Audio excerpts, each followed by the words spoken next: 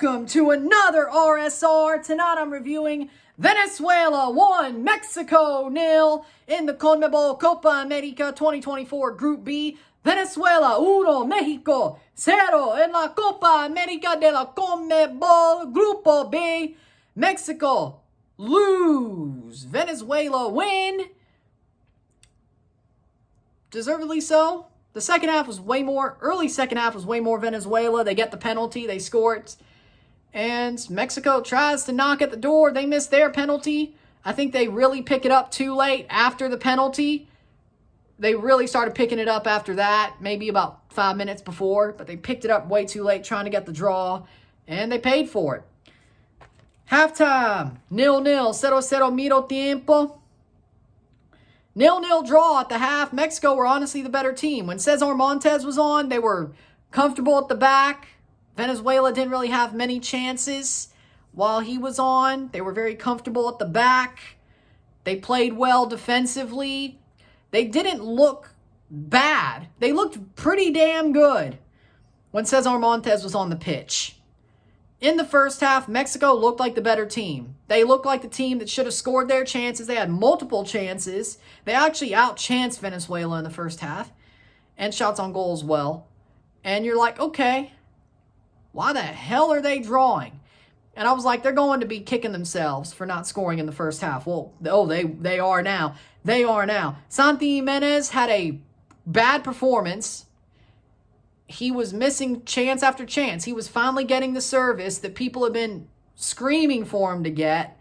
And he scuffed every single chance. Every one that he got. And other forwards scuffed their chances as well. But Santi Jimenez legitimately had a bad performance. He had a bad performance. But second half, they bring on Reyes to replace Montes, which if it's an injury, so be it. But they probably could have put on a better center back anyway, even if it was an injury. And they get shaky. They start shaky. Venezuela start pressing. They start pushing the pace.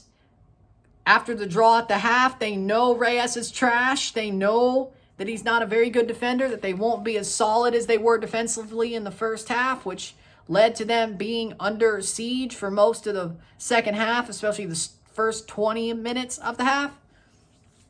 And it pays off because Julian Quiñones pushes a guy down in the box, bowls him over. That's a stonewall pen.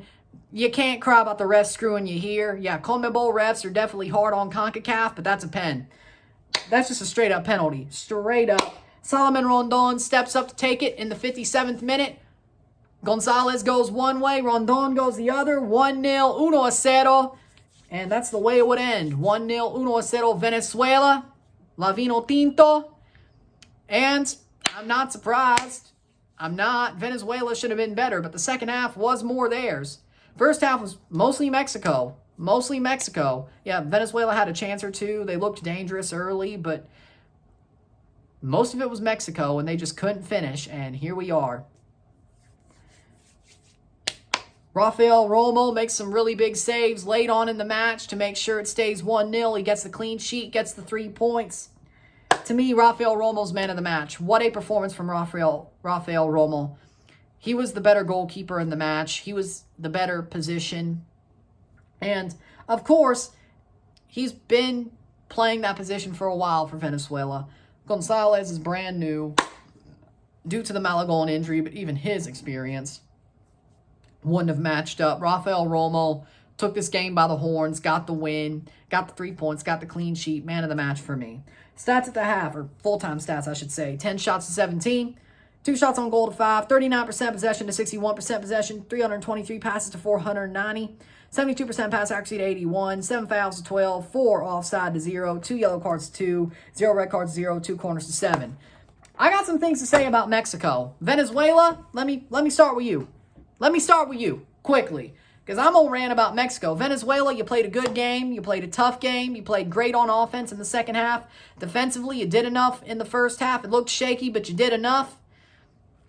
Goalkeeping, Rafael Romo, amazing, man of the match, wonderful performance. Everything about Venezuela besides their defense was amazing. Their defense was good enough. Mexico loses. That's about that. Venezuela, you did a good job. Congratulations on the win. Congratulations. Felicidades. Avanzar de la Cuartos de Final. Congratulations on advancing to the quarterfinals. Now, Mexico, let me turn to you. What the hell was that? Again, Santi Jimenez scuffed a lot of chances, but there's more to this problem than just Santi Jimenez being, I wouldn't say the scapegoat. He missed chances, but he's going to be the scapegoat. Jimmy Lozano, your substitutions were the most inane things I'd ever seen. You bring on Alexi Vega, Borracho, Alexi Vega, instead of, I don't know, Piojo Alvarado, Chino Huerta, because he could also play the wing. You bring on Alexi Vega. Why the hell is he on the squad in the first place? Second of all, why him? Down 1-0, looking for a goal. Alexi Vega.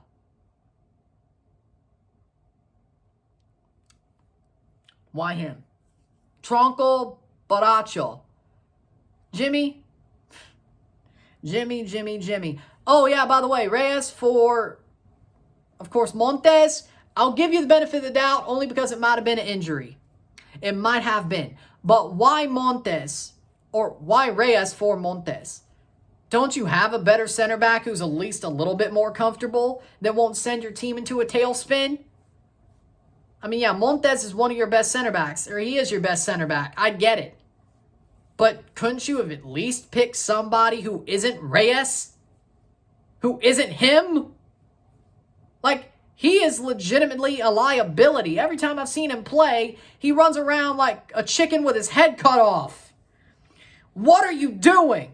Could you not pick somebody more, I don't know, solid? Or, I don't know, drop Luis Chavez in there and put on another midfielder? Wow. Quinones comes off, rightfully so. But again, the subs 4 is the worst. Orbelin Pineda. You bring on Orbelin. He misses a penalty. Saved by Romo. Orbelin did not play well besides that. So, Orbelin's on. Again, Piojo Alvarado doesn't touch the pitch. He's had probably the best season of all three of Antuna, Orbelin, and him. And you don't put him on at all. Marcelo Flores. Oh, by the way, Marcelo Flores, right? You don't put him on either. He should be playing 30 minutes a match for you with the way his season went. And he's not on the pitch at all to chase a goal. Seems like something he could do. All right. Memote. He wasn't great, but Santi wasn't great either. So it is what it is there. The subs were absolutely delusional by Jimmy Lozano. He legit shot Mexico in the foot. He legit, everything he did led to the penalty because Quinones was so frustrated, flustered, let's put flustered, at a bad position where he normally doesn't play. He causes the penalty. Penalty given, they score, and then he just takes off everybody worth a damn and doesn't replace them with somebody of equally worth a damn in the offense to chase a goal. Dude! Chino Huerta came on freaking 15 minutes too late. Marcelo Flores doesn't show up. I can't believe I'm defending Piojo Alvarado, but dude, he doesn't touch the pitch, but you put on Orbelin? ¿Qué? Pendejo. Jimmy, you're just as much of the problem as anybody else in the FMF. You are a puppet with a hand stuck up so far up your ass, it's damn near coming out your mouth. Dude.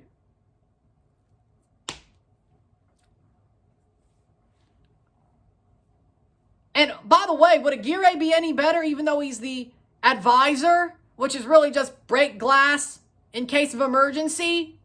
Which they really should have done that against Uruguay. Now you're just embarrassing Jimmy. Jimmy's getting a humiliation ritual. Which, I mean, with the FMF, I'm not surprised. They humiliate everybody who touches it. Everybody who wears the shirt, humiliated. The coaches, humiliated. The fans, humiliated. They humiliate everybody who has anything to do with the Federation. So you know what? Maybe it's fitting that Jimmy's going through his humiliation ritual. But is he ready for this job? No. Yeah, it was all fun and games when he won the Gold Cup, dancing to Taylor Swift before the Travis Kelce thing happened. And I'm a fan of Taylor Swift, okay? I like her music. But for me, she really started getting hotter, like in the zeitgeist for me, when Jimmy Lozano was dancing to Shake It Off. Then Travis Kelce happened. All of y'all was about Travis Kelce. Me, whatever. Jimmy Lozano. But it was fun when it was all Subanse all Lambert Jimmy. It was fun. But now we see he's a fraud. Fraud. A puppet. That's what he is. No, the tactics aren't good enough. The substitutions are horrible. There's highs and lows, so bipolar, it should be in a mental asylum. That's where we are now, if you're Mexico. And who the hell do we get to replace him? Or you, I should say. I'm getting so passionate, I said we. As a CONCACAF fan and wanting CONCACAF to do well, I say we. But, especially at the World Cup, because that's what matters. You're in. Might as well do well, right? So yeah, you know what? I will go a we, because I want you to do well. Listen, what do you do? What do you do? Who? Aguirre? Another puppet? Mourinho ain't walking through that door. He's in Turkey. And they love him. Surprisingly. Maurizio Sarri? Why would he walk through that door? Besides, probably not a good move anyway. Zinedine Zidane? Freaking Thierry Henry's coaching Wales. You could have easily went there. Thierry picked Wales? Wales! Shit. Shit. This Pep Guardiola is going to coach Mexico. Conspiracy theory better be true. That some people are trying to peddle. I don't know if it's cope, craziness, delulu. I don't know what it is. But you know what? I hope your conspiracy theory is true. I really do. That, Pep was talking to Edson after the final Premier League game. You know he loves Mexico. He played here, and he makes his team watch the Golden Generation for tactical reasons. At Barca, Bayern, and Man City. He loves Mexican football. He wants to come here. I hope you're right, because that's the only thing that might save you. And even then, just imagine how much. I don't think Pep's a puppet. I don't. Even though he is there for City, I don't think he's a puppet. I don't. If he was a puppet, he'd be standing there as soon as they got the 115 charges guilty. He's leaving next summer because he knows damn well they're going to be guilty in the summer. He has one more year to win whatever the hell he wants, which I don't even think they'll keep those trophies. But he's gone. Timing is really good, isn't it? So that would get him into the World Cup. That's all you want, I guess. So I guess Jimmy's just sitting there like twiddling his thumbs, playing frickin' tiddlywinks, being like, maybe I could keep my job. Nope. If you're right. If you're not, oh my God, Jimmy Lozano with the World Cup. Hopefully he learns a lot in 2 years. He needs to learn on the job. It's like one of those horrible construction workers who finally has to work instead of having a no-show job and just learns on the job completely. That's what he is. My God, Jimmy Lozano. Fraud. And now the rest of these players are frauds. Let's just be totally honest.